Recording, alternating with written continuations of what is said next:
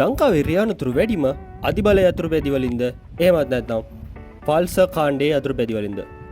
සෝ ඉතින් හැමෝටම ආයිබෝවන් තමන්ගේ බයික් එක පරිස්සමින් පදින්න කියන ගමන් අද මාතෘකාව තමයි ලංකාවේ වැඩිම ඇක්සිඩන්ට් වෙන ෆල්ස කාණ්ඩේ යතුරු පැදි සම්බන්ධව. මේකේ අනතුරු වැඩි වෙන්න හේතුවක් තියෙනවා. අද වීඩියෝ එක සම්පූර්ණයෙන්ම කතා කරන්නේ ඒ දෙක ගැන. අලුතෙන් එකතු වෙලා ඉන්න මගේ යාළුවෙක් නම් channel එක subscribe කරලා එකතු වෙන්න. අපි යමු වැඩි කතා නැතුව අද වීඩියෝ එකට. ලංකාව තුළ වැඩිම රියානතුරු ප්‍රමාණයක් වෙන්නේ බයික් වලින්. මේ අතරිනුත් වැඩි දෙනාගේ කතාබහට ලක් වෙන බයික් කාණ්ඩයක් තමයි ෆල්ස කියන බයික් කාණ්ඩය. මෙන්න මේ ෆල්ස කියන බයික් කාණ්ඩයේ අපිට බලා ගන්න පුළුවන් 150 ඒ වගේම 160 එක ඒ වගේම 200 සහ දැන් ඇවිදින් තියෙනවා 400.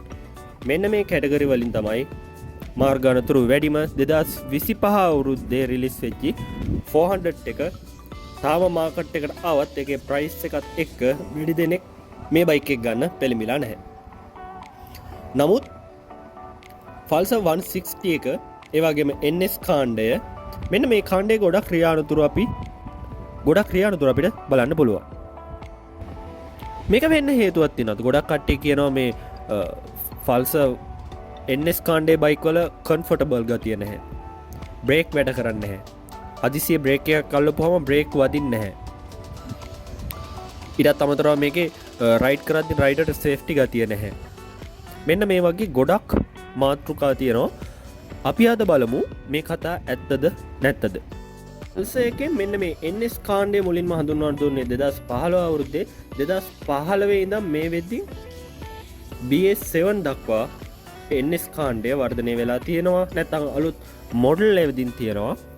මෙන්න මේ මොඩල් වල එදා ඉඳලා අප්ග්‍රේඩ් වෙච්ච දෙයක් නැත්නම් අලුතෙන් එකතු වෙච්ච දෙයක් තමයි බ්‍රේක් සිස්ටම් එක. ඔව්. ඇත්තටම NS කාණ්ඩේ මුලින් ආපු බයික් වල බ්‍රේක් සිස්ටම් එක අවුල්. අවුල් කියන්නේ බයික් එකේ බ්‍රේක් වදින්නේ නැති කතාව ඇත්ත. ඒ කියන්නේ අපි කියමුකෝ හදිසි අවශ්‍යතාවයක් කියලා. ඉස්සරහින් බයික් එක කෝටේට් කරලා වරහරා අතපස මේක යනවා. මේකේ ටෙක්නොලොජි එකේ මවුලක් තියෙනවා බ්‍රේක් සිස්ටම් එකේ. ඒක ගැටලුවක් වුණා මුලින් ෆල්ස බයික් වලට. නමුත් 2025 ආපු මොඩල් වල අපි දකිනවා ABS කියන බ්‍රේක් සිස්ටම් එක. ටෙක්නොලොජි එකත් එක්ක අලුතෙන් රයිඩර්ට සේෆ්ටි එකක් තියෙනවා තමන්ගේ බයික් එක කන්ට්‍රෝල් කරගන්න. මොකද මේ ABS කියන්නේ? සරලව මේ බ්‍රේක් සිස්ටම් එකෙන් වෙන්නේ අපි ඩිස් බ්‍රේක් එකක් ගහද්දී අපේ බයික් එක සාමාන්‍ය සරලම වචනය කියනවා නම් පොළනවා. මෙන්න මේ පොළන එක නැති වෙනවා බ්‍රේක් එක අංශු තප්පර ගණන් වලින් කඩ ඉදිරියට යනවනම්. ඒ කියන්නේ ඩිස් එකක් විදිහට නෙවෙයි ඩිස් බ්‍රේක් එක තැන වදින බ්‍රේක් එකක් නෙවෙයි. මේක තප්පර ගණන් වලින් කෙඩි ගිහින් තමයි වදින්නේ. බයික් එක ලෙස්සන ගතිය අඩුයි එකෙන් පොළන ගතිය අඩුයි. සාමාන්‍ය টොප් ස්පීඩ් එකක ගිහින් ABS බ්‍රේක් එක ගහුවොත් ළඟම තැනකින් අපිට බයික් එක නතර කරගන්න පුළුවන්. රියානතුරක් වීමේ සම්භාවිතාවය අඩු කර ගැනීමේ හැකියාවක් තියෙනවා. රියානතුරක් වීමේ සම්භාවිතාවය නැති කර ගැනීම නෙවෙයි අඩු කර ගැනීමේ හැකියාවක් තියෙනවා. මෙන්න මේ ABS කියන බ්‍රේක් ටෙක්නොලොජි එකේ. ඉතින් මේ ගුණාංගය දීලා තියෙනවා ෆල්ස අලුතෙන් 2025 ඉඳලා ආව BS7 200 එක. ඒ වගේම තමයි N160 එක. ඊට පස්සේ 400 රිසෙට් එක. මෙන්න මේ කාණ්ඩවල අපිට බලා ගන්න පුළුවන් ABS වැඩි දියුණු කරපු බ්‍රේක් තාක්ෂණය.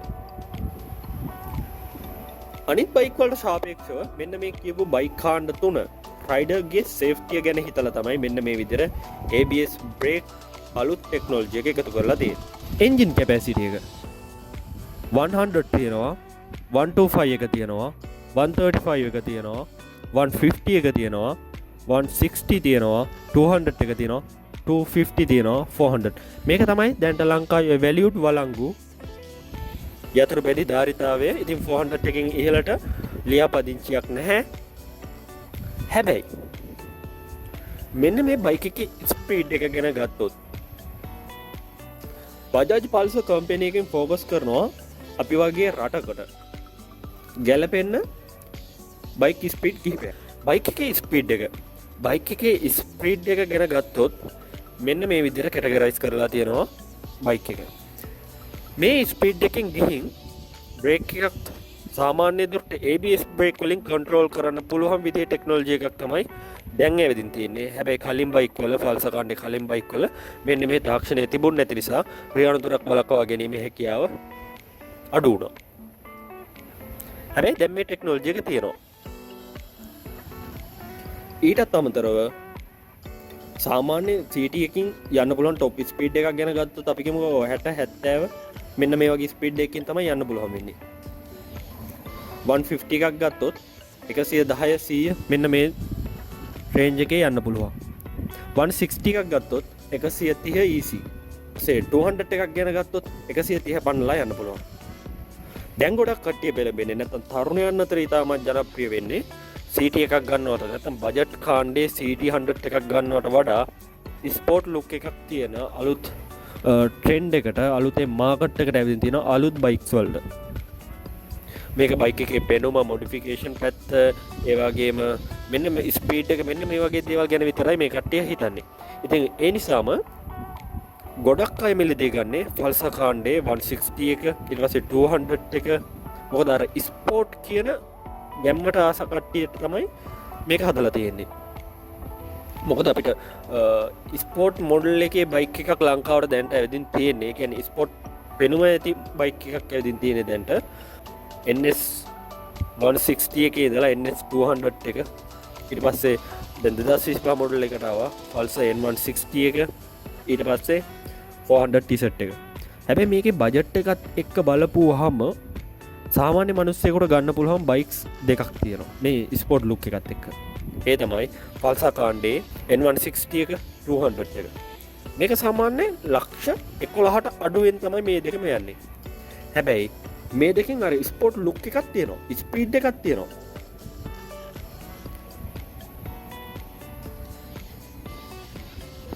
ඒ හේතුත් එක්ක මාකට් එකේ ගොඩක් තියෙන්නේ, මාකට් එකට ගොඩක් බයික්ස් වලින් තියෙන්නේ මෙන්න මේ බජට් රේන්ජ් එකට එහා ගියපු ස්පෝර්ට් ලුක් එකත් එක්ක එන NS කාණ්ඩේ බයික් සහ N160 මෙන්න මේ වගේ බයික්. ඉතින් මේ වගේ යන්න පුළුවන් ස්පීඩ් එක සහ ලංකාවේ පාරවල්. ලංකාවේ පාරවල් සහ ස්පීඩ් එක. බයික් එකට දරා ගන්න පුළුවන් ස්පීඩ් එකක් තියෙනවා, කන්ට්‍රෝල් කරගන්න පුළුවන් ස්පීඩ් එකක් තියෙනවා. ඒ ස්පීඩ් එක අපි කියමුකෝ 100 පන්නලා ගියොත් ඇක්සිඩන්ට් එකකදී නැත්නම් හදිසි අවස්ථාවකදී බ්‍රේක් කොච්චර කරත් අපිට ඒ බ්‍රේක් එක අහන්නේ නැහැ. මොකද ලංකාවේ පාරවල් එක්කයි ඊට අමතරව බ්‍රේක් කරන විදිහ සිස්ටම් එක අපිට කෙනෙක් කියන්න පුළුවන් ඇක්සලරේටර් එක අල්ලගෙන බ්‍රේක් කරාට කොච්චර වුණත් ක්ෂණිකව ඒක වැඩ කරන්නේ නැහැ. ඒ වගේම එන්ජින් බ්‍රේක් එක G එකක් අඩු කරලා ක්ලච් එක අල්ලලා ඇක්සලරේටර් එක අතහැරලා ඉස්සරහ බ්‍රේක් එකයි පිටිපස්සේ බ්‍රේක් එකයි දෙකම නෝමල් ඇල්ලුවොත් ක්ෂණිකව බයික් එක නතර වෙනවා. නමුත් අපිට ඒ වගේ টොප් ස්පීඩ් එකේ ගිහින් ඒ කියන්නේ 100 පන්නලා ගිහින් අපිට එන්ජින් බ්‍රේක් කරගන්න අමාරුයි. මොකද ට්‍රැක් එක නෙවෙයි යන්නේ මේ සාමාන්‍ය රෝඩ් එක. සාමාන්‍ය පාරක තමයි මේ විදිහට රේස් යන්නේ. රේස් හරි හොඳ ස්පීඩ් එක කියන්නේ. ඉතින් එහෙම බ්‍රේක් කරගන්න අමාරුයි. ඉතින් මේ වගේ හේතු සාධකත් එක්ක බලපුවම ඊටත් අමතරව මාකට් එකේ දැනට තියෙන වැඩිපුරම බයික් තියෙන ප්‍රමාණය, ඊටත් අමතරව තරුණයන් අතර ජනප්‍රිය බයික් ප්‍රමාණය, මෙන්න මේ වගේ දේවලුත් එක්ක Pulsar කාණ්ඩේ ඇක්සිඩන්ට් වැඩි, ක්‍රියානුතුරු වැඩි. මොකද මාකට් එකට වැඩිපුර බයික් වර්ගයක් ගිහින් තියෙනවා නම් ඒ බයික් එක හොඳ ස්පීඩ් එකකින් තියනවා නම් බජට් එකට සෙට් වෙනවා නම් ඒ බයික් එක ගන්න තියෙන ප්‍රවණතාවය වැඩි. ලංකාවේ අපිට වැඩිපුර 600 කියන කාණ්ඩෙන් උඩ ලියාපදිංචි කළ හෝ නොකළ නැත්නම් අධිබල යතුරු පැදි බලා ගන්න පුළුවන්. නමුත් මේවා 12 ප්‍රමාණයක් තමයි තියෙන්නේ.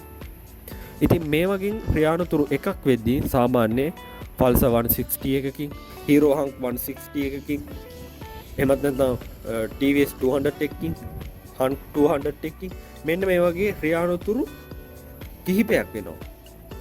ඒකයි වැඩිපුරම සමාජය තුළ NS කියන කාණ්ඩේ නැත්නම් Pulsar කාණ්ඩේ NS කියන බයික් එක වැඩිපුර කතා බහට ලක් වෙන්නේ. CT 100 වලුත් ඔයගොල්ලෝ දැකලා ඇතින් ක්‍රියානුතුරු වෙනවා. හැබැයි ප්‍රවණතාවය අඩුයි, ප්‍රමාණය අඩුයි. මොකද මේකේ යන්න පුළුවන් ස්පීඩ් එකක් තියෙනවා. ඒ ස්පීඩ් එකකින් ගිහින් ක්‍රියානුතුරක් වෙච්චාම රයිඩරට වෙන්න දෙන ඩැමේජ් එක යම් තාක් දුරකට අඩුයි. টොප් ස්පීඩ් එකකින් ගිහින් හොඳ 100 පන්නලා ස්පීඩ් එකකින් ගිහින් ඇක්සිඩන්ට් එකක් වුණාම, ක්‍රියානුතුරක් වුණාම ඒකෙන් ඩ්‍රයිව් කරන කෙනාට වෙන්න තියෙන හානිය වැඩි. මේකයි සරලවම ඇත්ත කතාව මෙන්න මේ ෆල්සවල ෆල්ස බයික් එකේ තියෙන රයිට්. දැන් ඔයගොල්ලෝ මොකද කරන්න ඕන? සේෆ් රයිඩර් කොහොමද සේෆ් විදියට බයික් එකක් ඩ්‍රයිව් කරන්නේ? ඊළඟ වීඩියෝ එකේදී කතා කරනවා මෙන්න මේ දේ ගැන. ඕගොල්ලන්ගේ අදහස පහලින් කමෙන්ට් කරගෙන යන්න.